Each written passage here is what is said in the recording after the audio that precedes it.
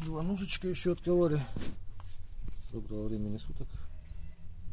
Такие вот получились. И вот глупость совершил, что сразу не отрезал. Когда я тут потом подумал, что отрезал, по-своему он легче режется. Ну, вот вначале покажу, что с ножа не выпадает. Вытаскивается одной рукой, тоже вот кнопочка такая вот. Туго, плотно держится очень. Леворукий для ношения. С левой стороны получается.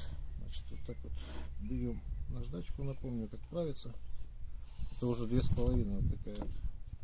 Обозначение гридность 2500.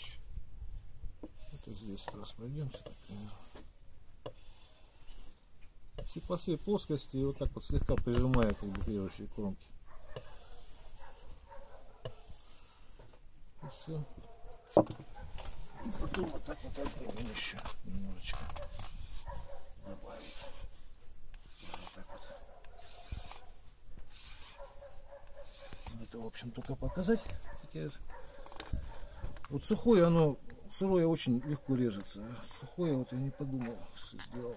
Вот теперь, значит, вот так вот карандашом нарисовал предварительно. Вот на толстом участке попробовал. Там еще туже, конечно. А потом вот так вот кончик упираю просто.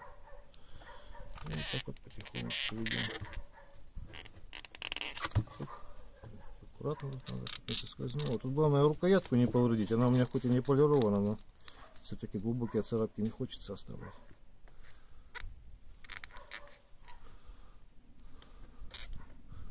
И тут сделаем поворотик такой. Я карандашом предварительно отметил.